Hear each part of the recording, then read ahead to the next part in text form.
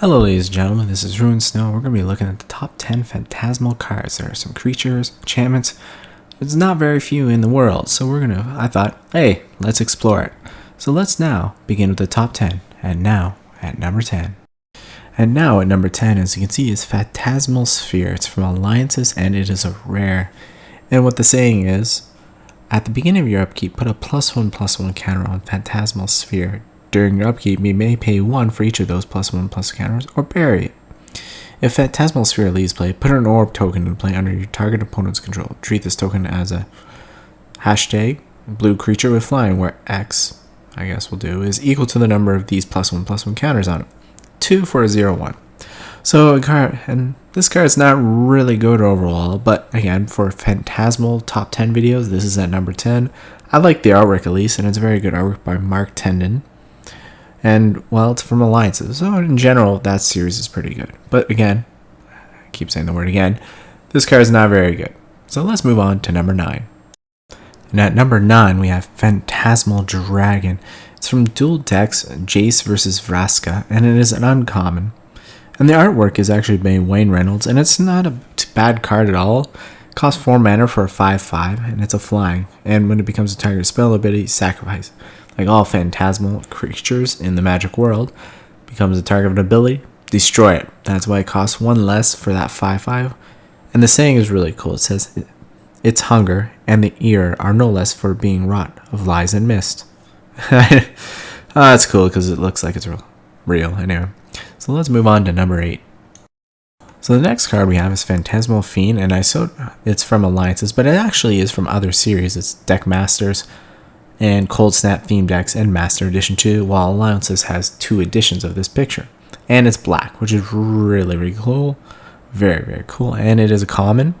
So it costs 4 for a 1/5, which is already but because of that ability of an illusion, it has 1 swamp. It can get +1/-1 until end of turn. So you can kind of pump it out to make it out even. Not that great, but you can switch its Fiend's power and toughness until end of turn. Costs 1 blue and 1 colorless mana. So really, 4 for a 1/5, and then you gotta pay to change it, and then you gotta pay to pump it again. You might as well just bring out another creature, but again, this is why it's at number 8. So let's move on to number 7. And at number 7, we have Phantasmal Abomination. Now here at number 7, it's really cool. 3 for a 5/5 defender. When it becomes a target spell ability, sacrifice like any type of phantasmal creature. But 3 for a 5/5, I think that's very, very, very good. Not enough to be in the top 6, but very good in itself. And as you can see, it is from just the typical series, Rise of the Eldrazi. I apologize if I said that wrong. And that's the only series it's from. It's other than that, the picture's really cool. It's by Goran Josic, and let's move on to number 6. And at number 6, we have Phantasmal Image. It's actually from Modern Masters and Magic 2012. As you can see, it is also a rare, and at 2 for 0/0. But if you read the card, it says, you may have Phantasmal Image enter the battlefield as a copy of any creature on the battlefield, except for if it is an illusion in addition to its other types as it gains. When this creature becomes a target of a spell or ability, sacrifice it. Again, typical thing of that card. Again, this is the reason why it's at number 6, is because it has that shapeshifter ability, which is really, really cool, and it can be any creature on the battlefield. So it doesn't even have to be yours, it could be anything. So let's move on to number 5. And at halfway down our list we have Phantasmal Mount. It's actually from Ice Age and Masters 2nd edition, and it is a common. And the card says, tap it. Target creature you control with the toughness of 2 or less gets +1/+1 and gains flying until end of turn. When Phantasmal Mount leaves play this turn, sacrifice that creature. When the creature leaves play this turn, sacrifice Phantasmal Mount. Costs 2 for a 1/1 flying illusion horse. I think that's actually a really cool ability because you can take that chance of targeting something else, and that could be the end game winner. This is why it's at number 5. Plus, I like the artwork, and again, it's by Melissa A. Benson, which is really cool. I like the green horse. It's really cool. Anyway, we're not going to talk about that, so let's move on to number 4. And at number 4, we have Phantasmal Form from Modern Horizons, and it's a common. And the card says, until end of turn, up to 2 target creatures each have the base power, toughness, 3/3, gains flying, and become blue illusions in addition to their other type colors and types. Draw a card. So for 3 mana, you get that. I think that is very good, especially for Modern Horizons. The picture is cool. And it says, within each of us lurks the fathomless. I think that's pretty funny. Anyway, this card is really good. For 3 mana, this should be a standard in Modern Horizons. So let's move on to number 3.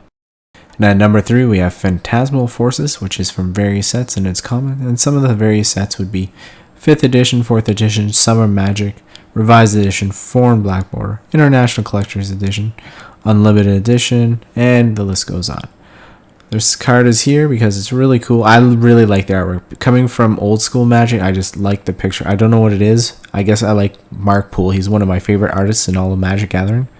But for 4/1, at the beginning of upkeep, sacrifice Phantasmal unless you pay 1 blue mana. So at least it has that saying, if it becomes a target of some ability, sacrifice it. It doesn't have that. It just says you have to pay 1 blue mana. So for 4/1 flyer, I think that's really cool. Back then, that was very good. Not so much anymore. But again, on this top 10 list, it is, I think, a really good card. But there are 2 more cards. So let's move on to number 2. So number 2, we have Phantasmal Bear. It's from various sets as a common. Some sets would be Mystery Booster, Masters 25, Dual Decks, Jace versus Vraska, and Magic 2012. This card is here because I love it. 1 blue mana for a 2/2. First turn. You just cannot beat that at all. But of course it has that, drawback. Becomes a target of spell or ability. Sacrifice it. I don't care. 1 for a 2/2, it's very rare. Unless you're playing against a red deck. I don't think you're going to get rid of this bear. And the saying goes, you know it to be the false, but when its claws find you, what you know won't matter much at all. Anyway, I think that's cool. But we're going to move on to number 1. There's one card that is the best of all the Phantasmal cards in this Magic the World. Let's find out. Now, number 1, that's right. Number 1, we have Phantasmal Terrain. It's from various sets and it's a common. Some of the various sets it's from is 5th edition, 4th edition, Summer Magic, Revised Edition, International Collector's Edition. They even had this in Invasion. But I just think this card is at number 1. So instead of destroying the person's land for 2 blue mana, it says, enchant land. As Phantasmal Terrain enters the battlefield, choose a basic land type. Enchanted land is the chosen type.